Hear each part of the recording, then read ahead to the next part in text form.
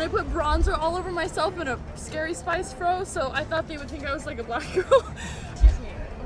My best friend and I, when we were in 10th grade, we had like crazy crushes. People are starting to see Miss Serena van der Woodsen in a whole new light. While some people online swear that this is all down to misogyny, there's a lot of evidence to suggest that this isn't the case. This time there's video proof a newly leaked clip shows her Justin Baldoni has only made things worse, stirring the pot with even more damaging footage. What started as some creative disagreements on the set of It Ends With Us has now turned into one of the messiest legal battles in a while. So, what really went down? It's easy to forget now, but Blake Lively and Justin Baldoni used to get along just fine. They were both excited about It Ends With Us, the film based on Colleen Hoover's best-selling book. Justin, the director and co-star, was right in the middle of it all. Who was it that convinced Blake to join the project in the first place? She was the big-name star who would give the film some serious credibility. Then things started to get a little strange with an Instagram interaction between them in 2023, right around the time they began filming. Justin posted one of his gym thirst traps, and Blake commented, "Amazing, now try it pregnant." Justin, playing along, replied with a "You win." Now, that might seem like harmless banter or maybe even some subtle flirting disguised as jokes. But behind the scenes, things were getting complicated. Messy word on the street is that from day one Blake and Justin were butting heads. Blake used to playing leading lady with creative control allegedly clashed with Justin over directing choices, character arcs, and the film's overall vision. Insiders whispered that she hated how much say Justin had not just as director, but as producer and studio head. She wanted more input, and while Justin wasn't budging by the time production wrapped in mid-2023, rumors were already flying that their working relationship had turned sour, but nothing could have. Blake's bombshell lawsuit was a wake-up call for Hollywood. She filed a civil rights complaint against Justin, accusing him of harassment, retaliation, and creating a hostile work environment. At first, it was small things. Blake felt like Justin was overstepping, trying to control how she approached her role. Justin, on the other hand, thought she was impossible to direct. It seemed like just creative differences at first, until the receipts started coming in. By the time filming wrapped, their working relationship had turned into a tangled mess of lawsuits and civil rights complaints, and now it wasn't just their reputations on the line, it's their careers. Blake is accusing Justin of harassment and retaliation. Justin, on the other hand, is screaming defamation, and just to spice things up, he dragged her husband Ryan Reynolds and her publicist Leslie Sloan into the mess, slapping them with a lawsuit too. And then there's the New York Times. Justin is furious with the paper for taking texts out of context and pushing Blake's narrative. He's suing them too, but let's be real. Taking on the big leagues is a whole different monster legally. Thanks to California's anti-slap laws, they've got plenty of ways to stretch this out for years. They can argue that Justin is trying to silence protected speech, and even if the court rules in his favor, they can appeal and drag it out even longer. But the real drama? It's in the retaliation claim. Blake's team uncovered text messages from Justin's publicists that read like something straight out of a revenge plot. Talking about texts openly discussing how to destroy her and bury her career. If true, that's pretty damning evidence. Here's where things get tricky. For a retaliation case to stick, she doesn't have to prove the harassment happened, she just has to prove she faced consequences for recording it. Normally, that means something like being fired, demoted, or blacklisted, but Blake had already wrapped the film by the time the smear campaign supposedly started, so unless she can point to a lost role or some other tangible fallout proving the stakes were high, and this wasn't just any lawsuit. Blake wasn't holding back. She named Justin's entire production company in her legal filings. But Justin? He wasn't about to take this lying down. Within weeks, he fired back with his own $400 million defamation lawsuit against Blake, her husband Ryan Reynolds, and their PR team. His claim? That Blake had made up the harassment accusations to take control of the film and ruin his career. And just when it seemed like the drama couldn't possibly get any wilder, Justin's legal team dropped another bombshell. Then, just when we thought the chaos couldn't escalate further, Justin's legal team dropped raw, unedited footage from It Ends With Us, and let's just say, receipts were served. If you've been following the drama, you already know Blake claims that during the filming of a silent, slow dance montage, Justin went off script and got inappropriate. According to her, Justin completely broke character, whispered, "You smell so good," and dragged his lips from her ear down her neck. And when confronted, he reportedly hit her with, "I'm not even attracted to you." Reading that, it sounds like a straight-up power move, right? But now that we've seen the raw footage, this just got messy, so let's break this down. The footage is from May 23rd, and according to Justin's team, it completely contradicts Blake's version of events. The first thing we see is Blake initiating the conversation, not Justin. She's actively talking about the lighting, the blocking, and even making some creative music. Decisions all make you so sure about it. It's SC. If she was so uncomfortable, why is she the one directing the vibe of the scene, not saying? That completely clears Justin. But it definitely shifts the narrative. Then we get to the actual moment in question. The two of them are swaying, music playing in the background when Justin leans in. But here's the thing, he doesn't say "you smell so good," at least not in the creepy aggressive way Blake described. Music, "you should ever," music, "Mimi," music. World. What we do see is some back and forth, a few giggles, and Blake casually mentioning her body makeup rubbing off. "Well, it's not that, it's my body makeup." And when Justin responds it's not, Blake's version of events gets even murkier. She claims Justin's actions were inappropriate, whispering and getting too close, but the footage tells a different story. There's no sign of anything remotely intimate, no inappropriate touching, just two actors adjusting for the camera in the middle of a scene. And here's where things take an even stranger turn. In Blake's lawsuit, she says she immediately called out Justin for making her uncomfortable. But the footage? It shows zero reaction from her, no visible flinch, no hesitation. If anything, she seems more focused on making sure they're getting the right shot. If you should ever leave me, the life would still go on, believe me. The world could show nothing to me.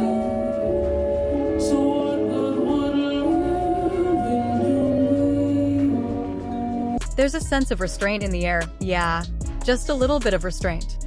"Ryan, come on back," the director calls out as Blake and the couple by the bar are told to cross.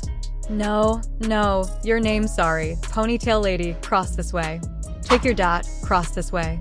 Blake definitely had more creative control than your average lead actress, but according to Justin's lawsuit, it wasn't just that, she was allegedly taking over. He claims she dug through footage after filming wrapped, looking for evidence in the dailies. And honestly, based on how controlling she comes off in the clips, it's not that hard to believe. Least. I think it's amazing. Cut, just kidding, no, it's true. That's why we hired Jenny's late to our noses. By the time we get to take 3, it's painfully obvious that whatever chemistry these two should have had was non-existent. Music, they're barely making eye contact and you can feel the tension, but again, nothing in the footage screams inappropriate behavior from Justin. Now, here's the kicker. This footage isn't even the only evidence Justin's team is sitting on. They're teasing more raw clips are on the way. Just as Team Blake scrambled to spin the leaked footage, the internet did what it does best, dug up her past. And when I say messy, I mean bad. Turns out, our so-called Hollywood sweetheart once casually admitted to doing blackface in the past. In a lighthearted MTV interview from 2006, Blake thought it would be a fun and quirky anecdote to share while promoting the comedy Accepted, alongside Justin Long, Jonah Hill, and Louis Black. She told a story about her and a friend when they were teenagers, thinking it would be relatable. "I'm a geek," she said, laughing. See, he laughs at me. I have blonde hair. When hot girls say they're geeks, it pisses me off because I truly am a geek, and I had to live with that. She went on, laughing and joking, not realizing how poorly the story would age. In the interview, Blake casually mentioned how she and her friend used to pretend to be black when they were younger, trying to act out some kind of geek identity. Even Justin Long, sitting next to her, didn't call it out. It was one of those moments that now feels like something out of Soul Man, and it's insane to look back on. Fast forward 2 decades, and the internet had plenty to say about it. TikTok, Twitter, Reddit, all of them were dragging her. One comment read, Anyone who says this was back then and times were different went on to get married on a plantation after this. Blake Lively is despicable. Another one added, this plus the plantation. Oh my, plantation Barbie is never going to live that down.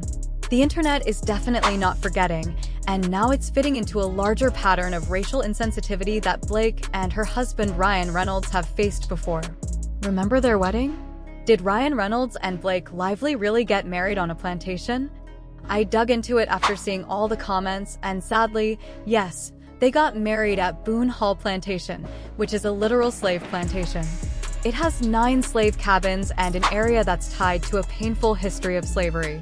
Called Slave Street, it was owned by the Boone family, who enslaved around 100 people, forced them to live in these cabins, and made them work on the plantation back in 2020 as Black Lives Matter protests swept the globe. Ryan finally admitted it was one of his biggest regrets. Rand said that they actually naively found the venue. I'm a geek. See, he laughs at me. Well, I just say one thing? Excuse me, I have blonde hair. When hot girls say they're geeks, it pisses me off because I truly am a geek and I hate to live with that. You guys are. Yeah, it's rebuttal. Excuse me. My best friend and I, when we were in 10th grade, we had like crazy crushes. We would drive around, like stalk these guys.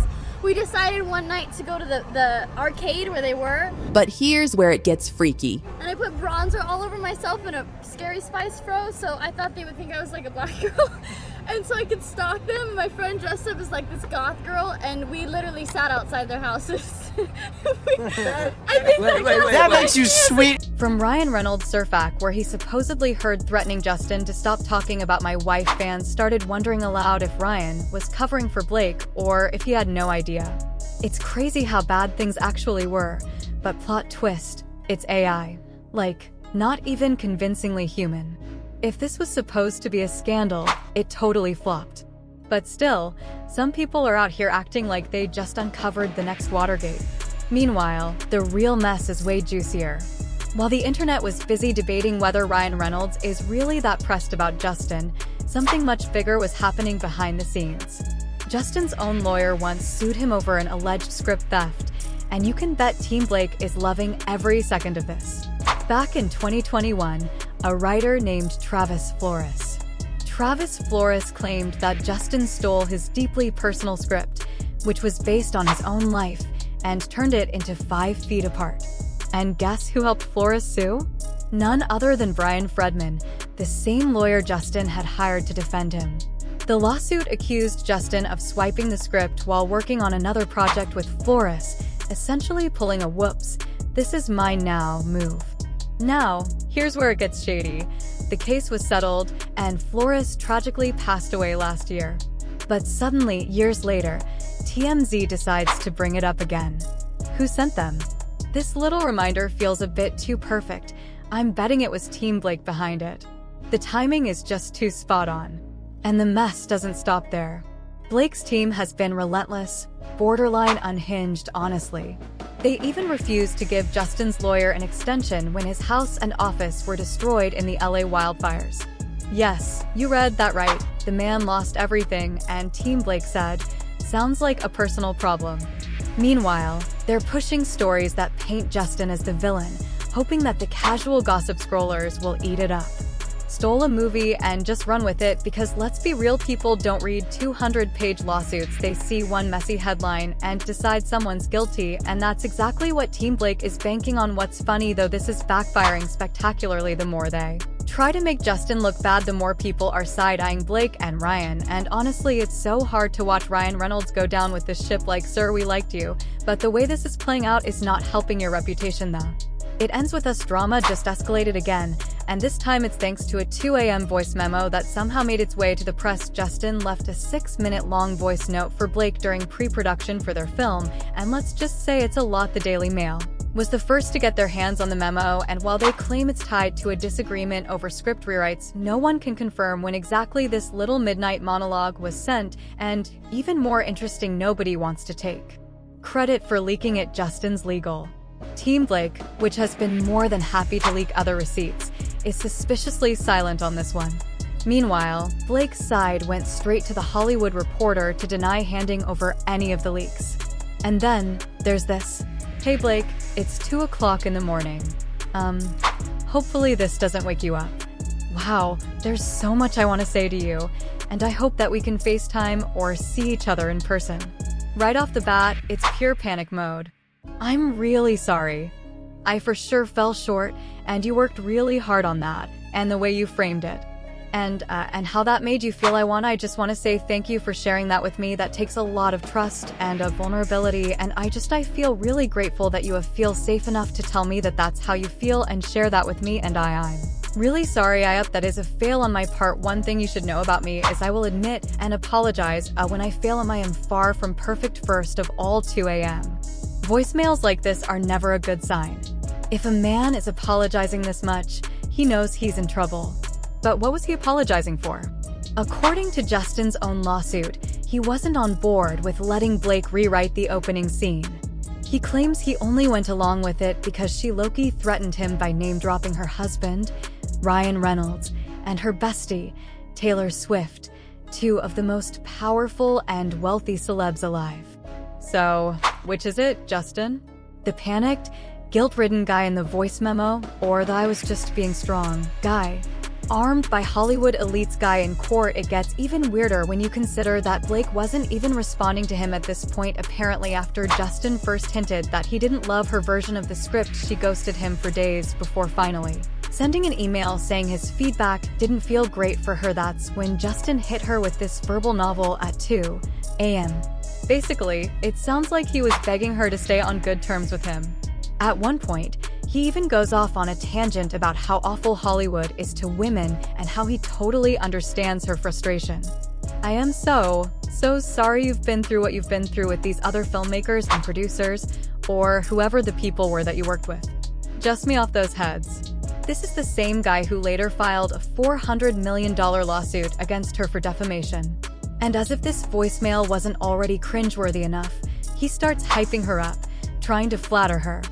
Friendship with Taylor Swift and Ryan Reynolds like a full-on fanboy, and damn right you got great friends if that's how you felt, and they knew that, and we should all have friends like that. Aside from the fact that they're 2 of the most creative people on the planet. Like what? Sir, what are you doing then? After rambling for 6 full minutes, he finally realizes how wild this voicemail is. Anyways, I have so much more to say. I'm going to stop rambling cause Jesus Christ, it's been 6 minutes and 30. So, I'm sorry, you probably have kids all over you and a baby on your boob, and you're listening to me ramble at 2 in the morning. I hope you're feeling better, and give Ryan my love. This whole thing is completely unhinged. So, what does this really mean? If anything, it makes both sides look even messier. Justin can't decide if he was the apologetic, understanding director or the victim of a Hollywood power play. Meanwhile, Blake's camp is probably freaking out over this leak because it shows just how much influence she and her circle actually have, but most of all, this just confirms that this legal battle is about to get nastier, and let's be real, if this is what's leaking now, imagine what's still being kept under wraps. And listen, no one's saying Justin is perfect. But if we're keeping score, Blake's side has been way more manipulative, gaslighting the public, pushing smear campaigns, acting like the victim, while pulling some truly ruthless moves behind the scenes. It's giving PR disaster, but who's winning the PR battle? The dust hasn't even settled, but let's be real, Blake is losing. When Blake Lively and Ryan Reynolds started getting unfollowed by fellow celebs, the writing was on the wall. Industry whispers suggest that Blake's career might be in freefall. Meanwhile, Justin's team is hinting that even more footage could be coming. This has all the makings of a courtroom showdown as intense as Depp versus Heard. Fans are already picking sides. TikTok is flooded with conspiracy theories, and Hollywood's power players are definitely watching closely, because if Justin actually wins his case against Blake, that could set a dangerous precedent for women in Hollywood. One thing is clear, the Blake Lively we knew is gone. Her once pristine reputation is in shambles. The leaked footage, the resurfaced racism scandal, and the lawsuits have turned her into one of Hollywood's biggest controversies. And if Justin has more receipts coming, well, Blake might not survive this one. At this point, it's Blake versus the world. Her PR team is working overtime, but is it enough? Because once the internet turns on you, it's almost impossible to recover. So, whose side are you on? Drop a comment and let us know, Team Blake or Team Justin. And trust me, you're going to want to stay tuned for what's coming next. Rumors are flying that even bigger bombshells are about to drop. Don't miss our deep dive in the next video.